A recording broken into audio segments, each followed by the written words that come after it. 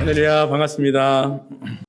제가 4월 1일에 한국에 갔습니다. 이제 6개월이 지나서 보스턴에 다시 왔더니 공항에 내리는 순간부터 익숙한 건물들, 또 가을 하늘, 또 동네 분위기, 길, 빛깔, 심지어는 한국에도 분명히 있을 텐데 이런 국화, 이게 다 반갑습니다.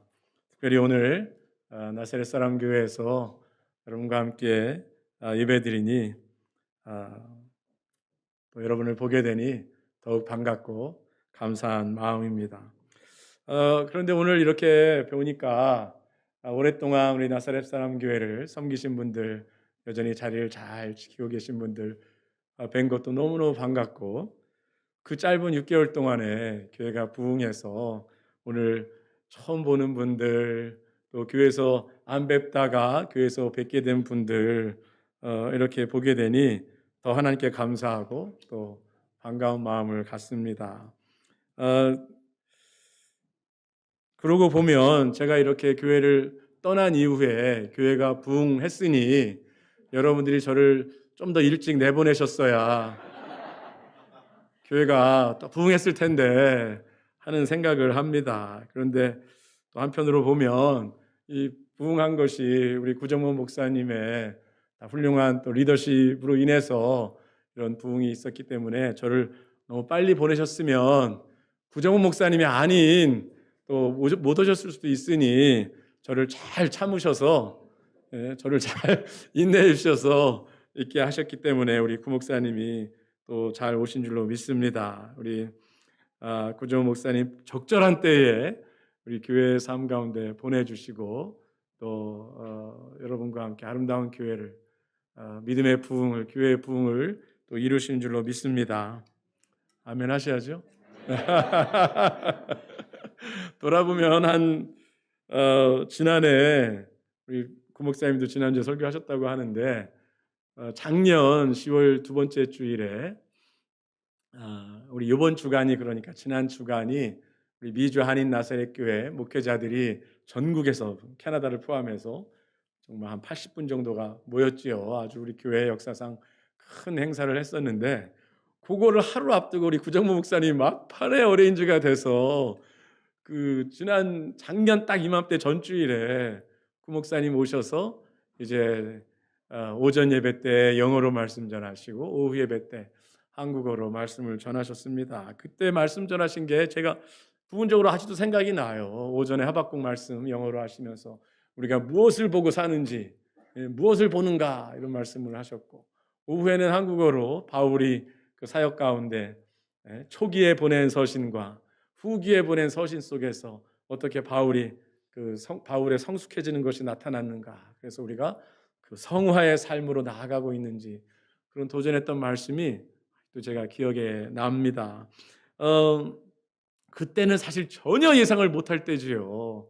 지난 1년 동안에 이런 일이 있을 줄 전혀 예상을 못했는데 어떻게 1년이 지났는데 이제는 제가 이게 손님 설교자로 와 있고 우리 구 목사님이 담임 목회자로 교회를 이끌고 계신 거 보면 참 하나님의 그 가운데 역사하시는 섭리가 있으셨다는 것을 보게 됩니다. 하나님이 그렇게 놀라운 섭리로 이끌으셨다면 그것을 통해 이루시고자 하시는 하나님의 계획이 있으신 줄로 믿습니다. 그 하나님의 섭리와 하나님의 계획에 여러분이 함께 참여하셔서 그 예비하신 은혜, 예비하신 축복을 모든 교우들이 누리실 수 있기를 바랍니다. 아멘. 가끔 하셔야 돼요. 오늘 설교 말씀 사도행전 2장 42절에 나오는 그 첫 교회, 예루살렘 교회가 이 지구상의 첫 번째 교회인데 그 첫 교회의 모습을 짧게 소개해주고 있습니다. 사실 이 본문 가지고 여러분들도 많이 설교를 들으셨을 테고, 저도 가만히 기록을 보니까 사도행전을 오래전에 이렇게 딱 전체적으로 말씀을 드렸던 적이 있더라고요. 그때 분명히 이 말씀도 나누었을 것이고, 또 사실 말씀드리기에 제가 보스턴에 와서 아이들 보고 신나게 놀 생각으로 왔기 때문에 설교 준비를 처음부터 끝까지 할 자신은 없고, 그래서 이 말씀도 최근에 제가 지금 목회하는 안중교회에서 금요 기도회 때 나누었던 본문이기도 합니다. 사실 저는 이 20년 동안 이곳에서 여러분들에게 말씀을 전했습니다. 20년이니 좀 할 얘기 다 했고 무슨 얘기를 하든지 다 똑같은 얘기고 아마 그랬으리라고 생각을 합니다. 그런데 여러분이 아까도 말씀드린 대로 진짜 잘 똑같은 얘기 잘 들어주셔서 제가 20년 그 설교한 경험이 혹시라도 제가 조금이라도 더 나은 설교자가 되었다면 여러분이 제 설교를 잘 들어주셨기 때문에 그것이 저에게 좋은 경험이 되고 훈련이 되어져서 한국서도 이렇게 설교자로 이렇게 지내는 것 같습니다. 제가 생각해 보면 우리 나사렛 사람 교회 설교할 때 설교가 좀 길었어요. 그렇죠? 지금도 좀 불안해하시는 분들이 계실 것 같아요. 도대체 또 길어질 것인지. 근데 이제 안중교회에서 제가 목회하면서는 이 시간이 예배 시간이 1시간 정도에 끝이 나야 됩니다. 그 다음 예배를 준비해야 돼서. 그래서 설교를 할 수 없이 짧게 끝내요. 예. 그러다 보니까 여기서는 제가 막 길게 이 얘기 저 얘기 하고 그러다가 무슨 얘기 하는지도 잊어버리고 한 얘기 또 하고 제 아내가 저한테 그랬어요. 한 얘기 또 하지 좀 말라고. 한 얘기 또 하고 그랬는데 뭐 그러지는 좀 덜해지게 된 것 같습니다.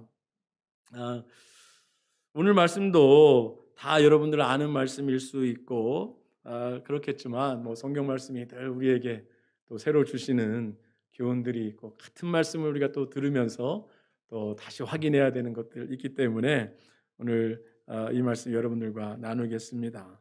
지금 한참 설교 시간 지났는데 아직 본문에 들어가지도 못하고 또 여기 딱 섰더니 마음이 편안해져서 설교가 좀 길어지고 있습니다. 할렐루야. 예, 오늘 이 한 절의 짧은 본문 말씀에 처음 교회 막 시작해서 부흥을 경험하고 있는 예루살렘 교회의 모습이 나옵니다. 그런데 여기에 그 교회가 힘썼던 것 4가지가 소개되고 있습니다. 한글 개역 개정 성경에는 그 4가지를 이렇게 표현합니다. 그들이 사도의 가르침을 받아 서로 교제하고 떡을 떼며 오로지 기도하기를 힘쓰니라.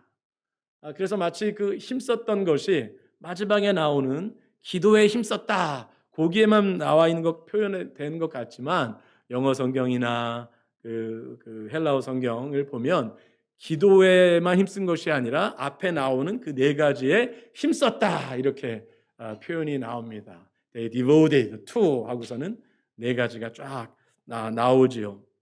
그 4가지는 무엇이냐면 오늘 본문에 나와 있는 대로 첫 번째는 사도의 가르침을 받는 일, 두 번째는 서로 교제하는 일, 세 번째는 떡을 떼는 일, 그리고 네 번째 기도하는 일이었습니다.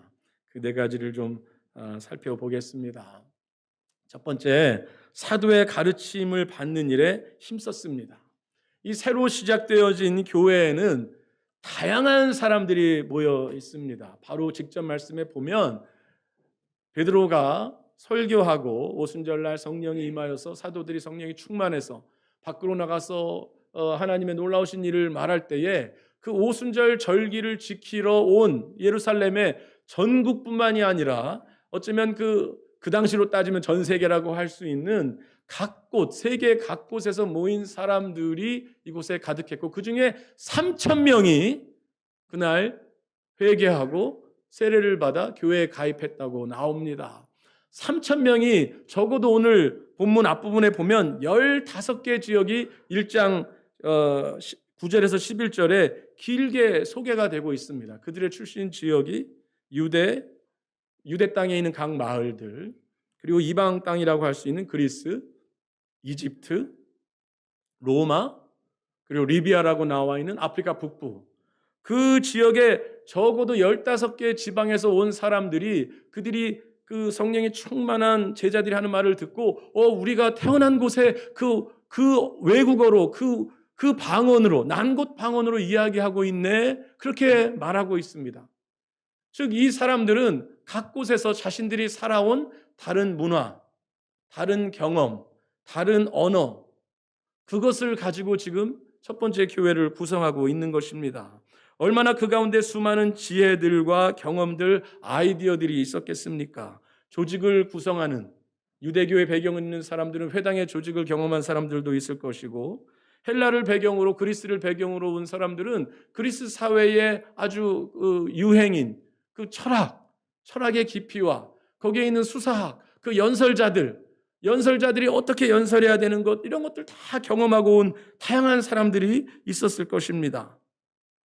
그런데 이들이 배워나가는데 힘쓴 것, 오늘 말씀에 나와 있는 42절에 나와 있는 그들이 그 가르침을 받고자 힘썼던 것은 무엇이었냐면 사도의 가르침이었다는 것입니다. 그들이 사도의 가르침을 받는 일에 힘썼다. 그러면 사도의 가르침이란 것은 어떤 것일까요? 이 사도란 표현이 이제 1장에 보면 예수님께서 너희가 성령을 받기를 기다려라 할 때에 그들이 모여서 그 다락방에서 기도하면서 기다리면서 그들이 한 일이 있는데, 가룟 유다가 빠져나간 그 자리에 사도 한 명을 더 충원합니다. 그 충원할 때 그들이 기도하면서 세운 기준이 있는데, 그것이 1장에 나와 있는데 뭐라고 말하냐면, 우리가 처음 예수께서 이 세상에 다니실 때부터 해서 그분의 죽으심과 그분의 부활하심을 본 사람 중에, 우리와 함께 이 일을 겪은 사람 중에서 우리가 사도를 세워야겠다. 그것이 1장에 나와 있는 내용입니다. 요한의 세례로부터 21절에 우리 가운데서 올려져 가신 날까지 주 예수께서 우리 가운데 출입하실 때에 항상 우리와 함께 다니던 사람 중에 하나를 세워 우리와 더불어 예수께서 부활하심을 증언할 사람을 세우자.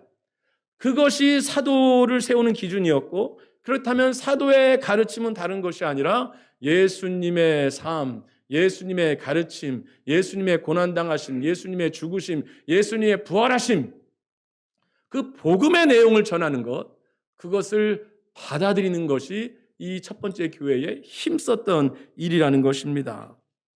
이것은 단지 조직이 어떻게 구성되어야 하고 어떠한 방식으로 설교가 진행되어야 하고 어떤 사람들이 서로 어떤 조직을 만들어야 하고 어떤 행정이 되어야 하고 이런 것 이전에 교회의 가르침, 우리가 알고자 하는 핵심은 어떻게 하나님께서 예수 그리스도를 통하여서 인간을 구원하시고 세상을 새롭게 하시는가, 그 복음의 메시지, 그리고 그것을 전하는 사도들의 가르침 앞에 그들이 그것을 받아들이는 일에 완전히 헌신했다는 것입니다. 사도는 교회의 그 당시로 영적인 지도자들이었습니다. 그들의 가르침을 받는 일에 그 복음의 내용 가운데 헌신했지만 그 복음의 내용이 전해지고 그것을 사용되어지는데 영적인 지도자들, 그 가르침 가운데 그 가운데 배움을 얻고 깨닫고 그 가운데 자라난 것, 그것이 초대교회의 모습이라는 것이지요. 그렇다면 우리 구정문 목사님을 목회자로 부르신 우리 하나님의 뜻이, 이 가운데 사역자로 목회자로 세우신 그 하나님의 뜻이, 또 목사님이 이것 강단을 통하여서 전하시는 그 메시지, 그리고 복음의 삶이 어떠해야 하는지, 그것에 우리 성도들께서 그 가르침을 받는 일에 여러분들도 헌신하실 수 있기를 바랍니다. 목사님을 목회자로 부신 하나님의 뜻을 잘 분별하시고 하나님께서 목사님을 통하여 주시는 가르침을 존중함으로 받는 일에 힘쓰시고, 혹시 우리 가운데 교회 경험이 많다고 오히려 목회자의 가르침을 받기보단 목회자를 가르치려고 하시는 일은 하지 않으시라고 생각을 합니다. 저 있을 때도 그렇게 안 하셨기 때문에 계속해서 하지 않으시라고 생각을 합니다. 겸손하게 목회자의 리더십을 존중하시고 목회자를 격려하시고 그 말씀을 잘 배우시고자 하는 여러분이 되실 수 있기를 바랍니다. 그리고 사도의 가르침을 받는 일에 그들이 헌신했다는 그 말씀 속에는 또 한편으로 목회자가 말씀을 가르치는 일에 그 본연의 사역에 집중할 수 있도록 여러분이 잘 도와주셔야 합니다. 행정, 관리 이런 영역들, 그런 영역에서 여러분께서 많이 봉사할 수 있으시다면, 그래서 목회자가 말씀을 준비하고 말씀을 가르치고 그 말씀에 따라서 목양하는 일에 좀 더 집중할 수 있다면 그것이 여러분의 믿음의 삶에, 교회의 삶에 유익을 가져올 것입니다. 제가 사실 이런 말씀을 드리는 것이 적절하지 못할 수는 있습니다. 뭐 제가 지금 여기에 목회자도 아닐 뿐더러 어쩌면 저는 교회 개척자로서 20년간 개척자로 목회하면서 어떤 의미에서는 어쩔 수 없이 처음에 그렇게 해야 됐기 때문에 여러 가지 건물을 관리하는 일들, 뭐 행정하는 일들을 제가 자신이 그냥 맡아서 해야 되는 일들이 습관적으로 이렇게 있어 왔습니다. 현실적으로 그렇게 할 수밖에 없는 부분이 있었지만, 그러나 그것이 이제 목사가 그 일을 하는 것이 당연한 것처럼 여겨져서는 안 돼야 할 줄로 생각합니다. 여러분 가운데 어떻게 사도의 가르침을 받는 부분들, 그 복음을 받아들이는 부분들, 복음의 삶을 살아가는 일들이 교회 안에 분명해지기 위하여서 지금까지도 잘하셨지만 우리 구 목사님 또 행정과 관리 영역에 있어서 여러분의 그 헌신의 삶들이 계속해서 더 있기를 바랍니다. 아멘. 좀 작으시네요. 저는 뭐 사실 뭐 제가 이런 말을 해서 저를 욕하셔도 되고 뭐 이제 어떻게 하시겠어요? 저를 자르시겠어요? 뭐 어떻게 하시겠어요? 그래서 여러분들 또 잘 받아들이시기를 바랍니다. 두 번째 이들이 힘썼던 것, 서로 교제하는 일에 힘썼다고 오늘 나와 있습니다. 그들이 사도의 가르침을 받아 서로 교제하고, 그 네 가지 힘쓴 것 가운 중에 서로 교제하고가 있습니다. 아까 말씀드린 대로 하나님의 이 41절에 나와 있는 대로 3,000명의 사람들이 교회를 구성하기 시작했습니다. 그냥 인원이 많을 뿐만이 아니라 아까 말씀드린 대로 정말 다양한 배경의 사람들이 모였습니다. 피부 색깔도 다르고 생각하는 생각 방식도 다르고, 어쩌면 그들이 이민자의 삶을 산 것입니다. 어떤 사람들은 북아프리카의 이민자로 살았고 리비아에, 어떤 사람은 로마의 이민자로 살고 있고, 어떤 사람은 뭐 그리스의 이민자로 살고 있고, 그곳에 어렸을 때부터 갔는지, 태어나기 전에 부모님이 먼저 가 있었는지 1cm, 1.5cm, 뭐 2cm, 3cm, 어쨌든 간에 다양한 사람들이 지금 이곳에 모여 있습니다. 그런데 그 가운데에 그렇기 때문에 어쩌면 서로 교제하는 일에 힘썼다는 것은 너무나도 놀랍고 너무나도 필요한 일이 되었습니다. 사실 앞에서 나와 있는 사도의 가르침이 복음을 가르친 내용이었다면, 복음이 무엇입니까? 복음이란 것은 내가 다 잘났다, 나는 이렇게 구원받을 만한, 나는 하나님의 사람으로 인정받을 만한 자격이 있다, 이게 복음이 아니지요. 만약에 그것이 구원의 내용이라면 우리는 다 내가 얼마나 잘난 사람인지 자랑하고 하나님 앞에서 그거를 티를 내고, 근데 사실 그렇다면 그게 좋은 소식이 아니지요. 불안한 소식이지요. 내가 그렇게 자격이 있는지. 내가 늘 그러면 우리는 나보다 못한 사람 찾아내야 됩니다. 그래야 내가 한쪽으로 마음이 뿌듯해지니까. 하나님이 저 사람보다 나를 받아주시겠지. 근데 복음은 무엇이냐면 죄인인 우리를, 연약한 우리를 그 하나님이 예수 그리스도의 십자가의 죽음으로 우리를 용서하시고 우리를 받아주시고 우리를 하나님 자녀 삼아주셨고 우리를 하나님의 교회 삼아주셨다는, 이것이 복음이 아니겠습니까? 그렇다면 그 복음의 가르침이 사도의 가르침이었다면 그 복음을 받아들인 교회는 서로 교제할 수 있는 그 근거, 교제의 내용, 교제의 목표, 이것이 생긴 것입니다. 즉 이 교제에 힘썼다는 여기에는 서로 비슷한 사람들끼리, 서로 출신 배경이 비슷한 사람들끼리, 또는 서로 뭐 문화가 비슷한 사람끼리, 서로 언어가 비슷한 사람끼리, 서로 무슨 교육 배경이나 수준이 비슷한 사람들끼리, 그건 세상에서 교제하는 방식이지요. 그런데 사도의 가르침, 즉 그 복음 안에서 교제하는 사람들은 서로를 보는 그 눈들이, 우리가 다 하나님 앞에서 죄인이었는데, 우리가 다 하나님 앞에서 자격이 없었는데 하나님의 한량없는 은혜로 우리가 하나님의 자녀가 되었으니, 서로를 바라보는 그 눈들은 우리가 다 용서받은 사람 똑같은 것입니다. 우리가 부족한데 용서받은, 하나님의 구원에 그 은혜로 참여한 하나님의 사랑받는 사람들이기 때문에 우리는 이 3,000명은 그렇게 배경이 달랐음에도 불구하고 교제할 수 있었고 교회를 이룰 수 있었고, 특별히 그 일이 너무나도 소중한 것을 알고 그것에 힘썼다는 것입니다.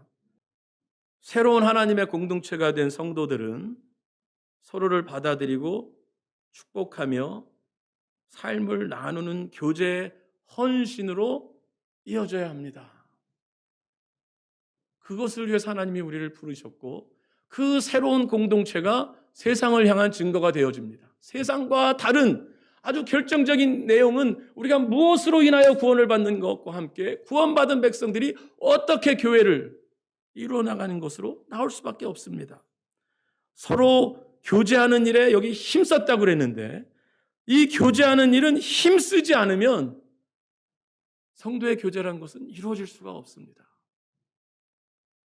왜냐하면 우리 인간의 연약한 것들은 여전히 다른 사람 받아들이기 쉽지 않고 나랑 비슷한 사람이랑 어울리고 싶고 나랑 다른 사람 정죄하기 쉽고 나랑 다른 사람 불편하고 그래서 어쩌면 이들은 성령의 도우심 가운데에 서로 교제하는 일에 힘썼고 그 교제하는 일에 힘썼기 때문에 그 가운데 참다운 부흥이 일어난 줄로 믿습니다.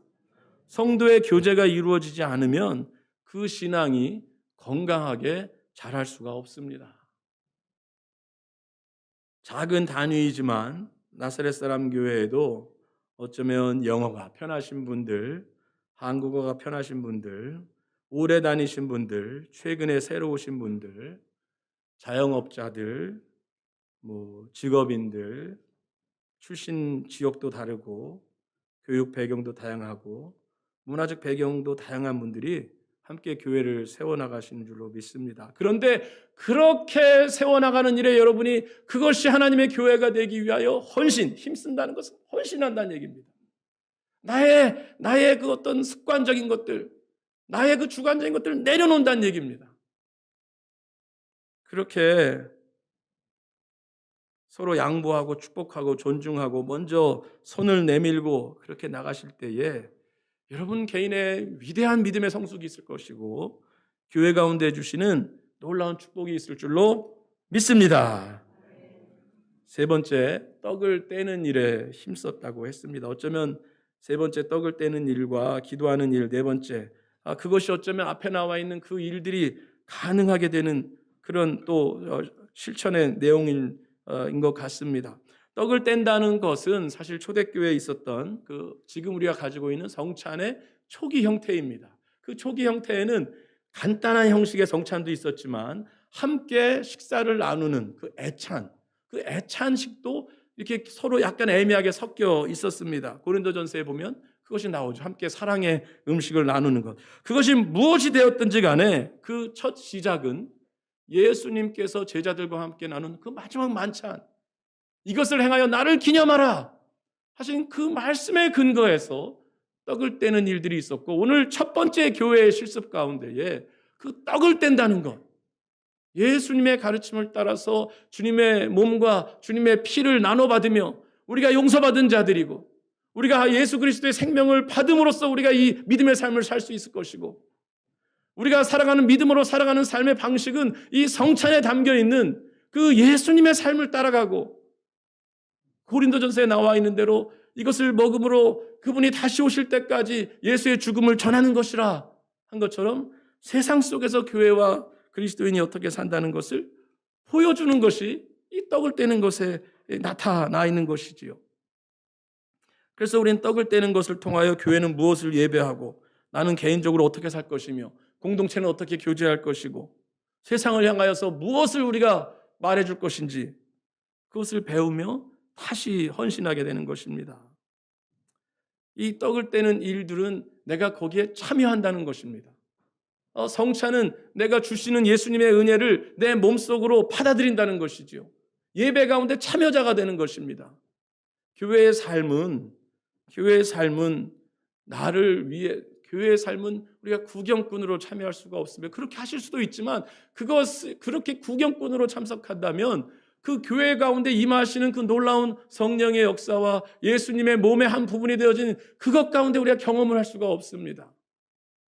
이 세상은 우리가 어떻게 나한테 무엇을 얼마나 편리하게 주는가, 나에게 얼마나 이것이 필요한 정보인가, 나를 잘 서브하는가, 그 어떤 그 소비자주의적인 것, 그것에 가득 차 있지만 우리는 떡을 떼면서 예수님이 나를 위하여 찢기시고 나를 위하여 흘리신 것처럼 나도 세상을 향하여, 나도 형제를 향하여, 나도 교회 안에서 이 예수님의 은혜를 받은 자로 성찬의 삶을 살아간다. 거기에 참여함으로 그것을 고백하게 되어집니다. 여러분, 나셀 사람 교회에 여러분이 언제 참여하게 되었던지 간에 성찬에 참여하는 마음으로 이 교회의 삶에 깊숙한 삶으로 여러분이 헌신하시고 그 영적인 삶 가운데에 여러분이 더욱더 가까이 들어오실 수 있기를 바랍니다. 네 번째, 기도하기에 힘썼습니다. 3,000명이나 모였으니 거기에 얼마나 탁월한 지도자들도 있었을 것이고 지혜가 뛰어난 사람들도 있었고 경험이 풍부한 사람들도 있었고 조직이 어떻게 효율적으로 운영돼야 되는지 그러한 일들이 앞으로 교회 가운데 계속 있어집니다. 나중에 사도행전 6장에 보면은 집사들을 세우고 구제하는 일을 위하여 조직을 세우고 그러한 일이 당연히 따라오지요. 그런데 오늘 그 조직하는 일에 힘쓴 것이 아니라 사도의 가르침과 교제하는 것들과 떡을 떼는 일들과 그 예배의 삶과 함께 기도하는 일에 힘썼다는 것은 그러한 조직이나 그러한 효율적인 것들이나 사람들의 탁월하심으로 교회가 운영되는 것이 아니라 하나님의 그 성령의 운행하심, 그 교통하심에 사로잡히는 것, 그리고 그 하나님의 역사 앞에 나를 겸손히 내려놓고 내 힘으로 내 마음대로 되지 않습니다. 내 삶이 그렇게 갈 수가 없습니다. 하나님 도와주십시오. 주님 도와주십시오. 그것이 기도의 삶이 아니겠습니까? 기도에 힘썼다는 것은 우리의 연약함을 인정한다는 것이고 하나님의 놀라운 역사하심을 인정한다는 것이 되겠지요. 기도는 우리의 삶이, 우리의 인격이 얼마나 하나님의 도우심이 필요한 존재인지를 기도 가운데 보게 만드십니다. 그리고 세상 속에 이루어져야 할 하나님의 나라에 대한 그 열망이 생겨나게 됩니다. 그리고 지체가 어려움 가운데 있는 지체들, 우리의 이웃들, 죄인들, 하나님을 알지 못하는 세상을 향한 안타까움과 긍휼의 마음, 사랑의 마음이 기도 가운데 그 예수의 영이 우리 가운데 채워지게 되어집니다. 앞에 나와 있는 사도의 가르침을 받는 일, 서로 교제하는 일, 예수 그리스도의 복음을 믿고 참여하며 그 가운데 참여하며 예배를 경험하며 임재를 경험하는 그 모든 일들은 놀라운 그 영적인 역사입니다.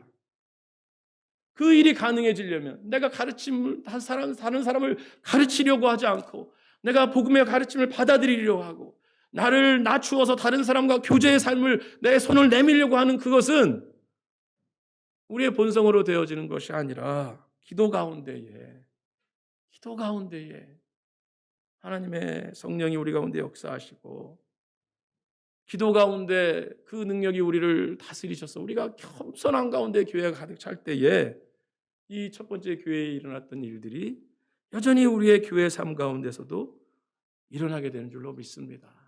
오늘도 우리 기도하는 시간들이 여러 번 있었지만 함께 모여서 모임 때마다 기도하시고 여러분의 개인의 삶 가운데 기도하기를 힘쓰시고 기도 가운데 주님의 음성을 듣고 기도 가운데 내가 순종해야 할 영역을 들으시고 기도 가운데 교회를 위하여 기도하심으로 교회가 이 처음 교회에 나타났던 그러한 놀라운 역사들이 우리의 교회 가운데도 이루어지기를 기도 가운데 힘쓰시며 나아가시는 여러분 될 수 있기를 바랍니다. 교회의 삶은 그 핵심의 실천에 헌신해야 합니다. 주변의 것에 헌신하려고 하지 마십시오.